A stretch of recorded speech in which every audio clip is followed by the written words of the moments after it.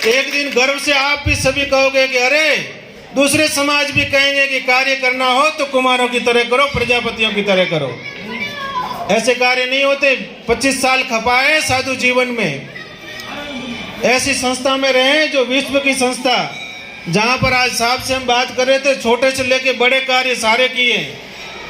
आज भी इस कार्य में लगे हैं तो पूरी योजना से सारे कार्य कर रहे हैं। ऐसे नहीं कि साधु बन गए, झोली उठाई और आपसे मांगने आ गए, लो हमको चंदा दे दो, हमको मंदिर बनाना, हमको धर्मशाला बनाना। इस प्रकार से आपके बीच में चंदा मांगने में नहीं आता हूँ। और मुझे तो समाज का अच्छा कार्य करना है, मुझे तो समाज का एक धार्मिक केंद्र खड़ा करना है। उस केंद्र के माध्यम से समाज में मैं संस्कारवान समाज बनाना चाहता हूँ। उस केंद्र के माध्यम से सुसंस्कारित युवा तैयार करना चाहता हूँ। उस केंद्र के माध्यम से समाज में सुशिक्षा का प्रचार करना चाहता हूँ, सुशिक्षित युवा तैयार करना चाहता हूँ। उस केंद्र के माध्यम से समाज को व्यसन मुक्त समाज बनाना चाहता हूँ और उस केंद्र के माध्यम से समाज को एक जगह पर संगठित करना चाहता हूँ। कोई कहे कि महाराज जी आपका क्या स्वार्थ है, कोई कहेंगे महाराज जी आपका क्या स्वार्थ है। मेरा बहुत बड़ा स्वार्थ है। अगर मेरे समाज का एक भी बच्चा अच्छे रास्ते पे चल गया तो मेरा तो ये साधु का कपड़ा धारण करना भी सार्थक हो गया। ऐसे कार्यों के लिए हम लगे। उसके लिए हम चाहते हैं कि गांव गांव में जन जागृति आवे, गांव गांव के लोग जागे। मैं तो केवल जगाने का काम कर सकता हूँ। मान लो कोई व्यक्ति किसी को कहीं जाना हो, उसको मैं कोई रास्ता दिखाएगा, साथ में थोड़ा ही जाएगा उठा के। मैं आपको जगाने के लिए आऊँगा, मैं आपको जगाऊंगा, सारी बात बताऊंगा कि आपको इस रास्ते पर चलना चाहिए, आपको इस प्रकार से करना चाहिए। पर मैं आपको हर समय तो आपके बीच में नहीं रह सकता हूँ, वो तो आपको ही करना पड़ेगा, वो तो अपने से शुरुआत करनी पड़ेगी। हम सब जगह यही निवेदन करते हैं कि आप धीरे धीरे समाज में व्यसन मुक्ति लाओ। बहुत सारे समाज व्यसन मुक्त हो गए। हम कितना पैसा व्यसन में, नशे में बर्बाद कर देते हैं। जहाँ कहीं बैठे होते हैं सभा में बीड़ी फूंकते रहते हैं। इसमें कितने लोग बैठे हैं जो बीड़ी नहीं पीते होंगे, कितने बैठे हैं जो बीड़ी पीते हैं। शायद 10% लोग नहीं होंगे जो बीड़ी पीते हैं। वो 200 आदमियों का सुख नहीं देखते, 5 आदमी बीड़ी फूंकते रहते हैं। जो नहीं पीते उनको कितनी परेशानी होती है। अगर कोई समाज का व्यक्ति खड़ा होकर कहेगा कि भाई साहब बीड़ी मत पीजिए, तो वो कहेंगे बैठने नहीं देना तो ऐसे कह दें बाहर चले जाओ, हम बाहर चले जाते हैं, आपके घर की थोड़ी पी रहा हूँ, ऐसे कहेंगे। पर हम तो इसलिए कहते हैं कि भाई साहब भगवान ने इतना देव दुर्लभ शरीर दिया, इसमें हमने क्या बनाया है, कितना देव दुर्लभ। इसकी एक बार दुर्लभता आप देखिए। भगवान ने कितनी सुंदर आंख बनाई, कितने प्रकार का हम दृश्य देख सकते हैं। भगवान ने कितना सुंदर नाक बनाया, कितने प्रकार की सुगंध ले सकते हैं। भगवान ने कितने सुंदर कान बनाए, कितने प्रकार के शब्द सुन सकते हैं। भगवान ने कितनी सुंदर जीभ बनाई, कितने प्रकार के रस ले सकते हैं। भगवान ने कितनी सुंदर त्वचा बनाई, कितने प्रकार के स्पर्श के सुख ले सकते हैं। जब भगवान ने इस देव दुर्लभ शरीर को बनाया तो क्या इसमें बीड़ी डालने के लिए बनाया था? क्या इसमें अफीम डालने के लिए बनाया था? क्या इसमें गुटखा डालने के लिए बनाया था? जर्दा डालते रहते हैं, बीड़ी डालते रहते हैं, गुटखा डालते रहते हैं और क्या क्या डालते रहते हैं। सजनों, आपके पास में ज़्यादा पैसा हो उसको बचा के मुझे देना, मैं समाज के बच्चों को शिक्षित करूंगा, समाज की बालिकाओं को शिक्षित करूंगा, जिससे आपका नाम रोशन करेंगे, समाज का नाम रोशन करेंगे। ज़्यादा पैसा है तो हम ज़्यादा पैसा रचनात्मक कार्यों में लगावे, सृजनात्मक कार्यों में लगावे, फालतू में क्यों बर्बाद करें। आज हम देखते हैं तो एक भी आरएस अधिकारी देखने को नहीं मिलता। साहब एक मिलते हैं यहाँ पर। और बाड़मेर का क्षेत्र तो इतना प्रतिभावान क्षेत्र है, जागृत भूमि है। मैं आपको आपकी बड़ाई करने के लिए नहीं कहता हूँ, मैं बहुत सारे देश में घुमा हूँ, राज्यों में घुमा हूँ, पर बाड़मेर जैसे लोग, जागृत लोग कहीं मुझे नहीं मिले। सामाजिक रूप से इतनी जागृति, सामाजिक रूप से कार्यों के प्रति इतना समर्पण, जो बाड़मेर की बालोतरान, ये बीच वाला जो मालानी का क्षेत्र ये कहा जाता है, इतना जागृत सजना उधर भी नहीं है, इतनी जागृति है। फिर भी अपन ऐसे रचनात्मक कार्य क्यों नहीं करते? हम चाहते हैं कि हमारे बच्चे आईएएस फाइट करें, इस क्षेत्र के हमारे 5-10 आईएएस न हो। आपको मैं विश्वास दिला सकता हूं कि अगर 5 साल में हम व्यवस्थित रूप से समाज में स्टैंड हो गए, अगर व्यवस्थित रूप से हमारा धाम तैयार हो गया, फिर हम समाज के शिक्षा का विशेष कार्य करना चाहते हैं। जो होनहार बच्चे हैं, पढ़ना चाहते हैं पर उनको अवसर नहीं मिलते हैं, उनको योग्य मार्गदर्शन नहीं मिलता है, ऐसे लोगों के नेतृत्व में बहुत सारे लोग समाज के पूरे देश में जो बड़े ऊंचे पदों पर है, उन लोगों के नेतृत्व में, उन लोगों के मार्गदर्शन में हम एक ऐसी शिक्षा की व्यवस्था लागू करें जहाँ पर उनके पढ़ने की व्यवस्था हो, उनके रहने की व्यवस्था हो, उनके भोजन प्रसाद की व्यवस्था हो।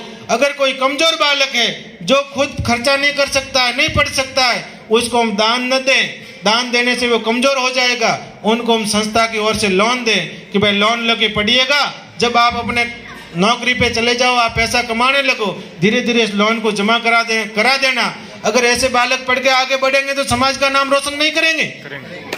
इस प्रकार से हम कार्य करना चाहते हैं। इसलिए सज्जनों, आपसे विनम्रता पूर्वक निवेदन है कि आप इस कार्य में सभी लोग किंतु परंतु छोड़ के देखो। कोई सार्वभौमिक काम एक साथ नहीं हो सकता है। कहीं भी 100% सर्वसहमति नहीं बन सकती है।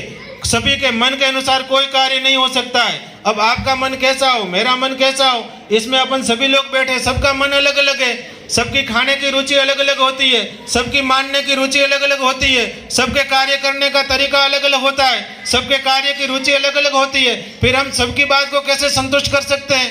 हम सबकी बात को संतुष्ट नहीं कर सकते, पर हम किसी एक में तो संतुष्ट हो सकते हैं। आप सभी एक में सम्मिलित होइएगा और इस कार्य में तन मन और धन से सहयोग दीजिएगा। हम लोग समाज को जगाने के लिए रथ यात्रा के माध्यम से पहली शुरुआत बालोतरा से की है। 22 तारीख को रथ यात्रा शुरू हो रही है। आप समझेंगे रथ यात्रा क्या है? रथ यात्रा माने हम समाज के प्रत्येक गांव में जा रहे हैं। पहले गांव का रूट मैप बना है, गांव की समितियां बन रही है, गांव के घर घर में पहले प्रचार सामग्री जाएगी। जिस प्रकार से राम जन्मभूमि के निर्माण के लिए प्रत्येक घर से हमारा सहयोग जा रहा है, उसी प्रकार से हमारे प्रजापति समाज के धाम के निर्माण के लिए प्रत्येक घर से जितना आपकी शक्ति सामर्थ्य हो ऐसा सहयोग दीजिएगा। अगर मैं चाहूंगा कि भाई मुझे धाम बनाना है तो मैं तो 100-200 लखपति करोड़पतियों से लाख 2-2, 5-5, 10-10 लाख रुपया मांग लाऊंगा, धाम बन जाएगा। उससे समाज में जन जागृति नहीं आएगी। पैसा मांगना हेतु नहीं है, मूल रूप से जागृति का हेतु है। पहले कलयुग में मन लगता था, फिर तन लगता था, उसके बाद में धन लगता था। ये कलयुग है। कलयुग में पहले धन लगता है तभी मन और तन लगता है, नहीं तो लगता ही नहीं सजना। इसलिए उसमें सभी लोगों की आहुति लगे। कमजोर से कमजोर तबके का व्यक्ति भी कहे अरे श्रीपति धाम मेरे समाज का है और मेरा भी उसमें थोड़ा अंश लगा था, मुझे तो बहुत बड़े कार्य करने। ये तो केवल शुरुआत है। बाद में बार बार आपके बीच में आएंगे, बार बार आपसे सहयोग लेंगे, पर हम लोग जो कमाते हैं उसके लिए कुछ हिस्सा धर्मादय में भी निकालना सीखिए। आपके धर्मादय निकाले बिना सामाजिक कार्य कैसे होगा? जिस प्रकार से हम गंगा जी में नहाने से तन पवित्र होता है हमारा, भगवान का नाम लेने से हमारा मन पवित्र होता है, उसी प्रकार से अगर हम हमारे द्वारा उपार्जित धन में से कुछ हिस्सा धर्मादय में निकालेंगे तो हमारा धन पवित्र होगा। वो धन हमारे अंदर शांति देगा घर में और वो धन वृद्धि को प्राप्त होगा। इसलिए सज्जनों, आप नियमित रूप से कुछ निकालिएगा, नियमित रूप से कुछ समाज के कार्य के लिए निकालिएगा। अगर कोई आपके धन से सामाजिक कार्य अच्छे हुए तो आपको खूब उसका पुण्य मिलेगा। हम रथ यात्रा के माध्यम से इसलिए समाज के गांवों में आ रहे हैं कि समाज में जन जागृति आवे, समाज में एक नई क्रांति आवे। उस क्रांति की ज्योत को आप सदा ही जलाए रखना, फिर देखना आप समाज में कितना परिवर्तन आता है।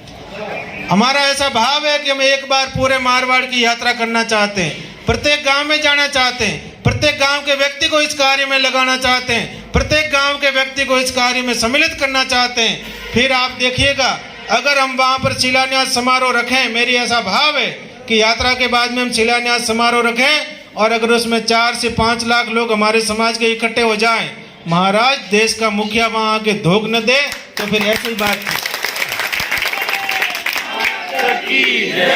बड़ी बड़ी पार्टियों भी सोचने को मजबूर हो जाती है कि क्या हो गया प्रजापति समाज में। ये जब भी समाज में परिवर्तन आया है तो किसी सन्यासी ने लाया है।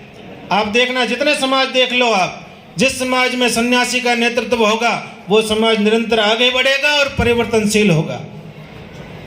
आप तो कितने सौभाग्यशाली हो कि आपको एक तपा तपाया सन्यासी मिल गया। 20 साल जहाँ वो रगड़ाया हो इतना, ऐसा तपा तपा सन्यासी मिला आपको, तो केवल उसमें सम्मिलित ही होना है। आप कंधे से कंधा मिलाकर साथ दीजिएगा, सामाजिक कार्यों को खूब अच्छे से करिएगा और सब मिलजुल के कार्य करिएगा। कहीं आपस में कोई दूरियां हो, मतभेद हो, तो आपस में उसको मिटाइएगा। समाज के मंच पर कहीं पार्टी नहीं लाने की, समाज के मंच पर कहीं आपसी मनमुटाव नहीं लाने का, नहीं तो हम सामाजिक कार्य नहीं कर पाएंगे। सज्जनों, समाज तो भगवान का स्वरूप है। समाज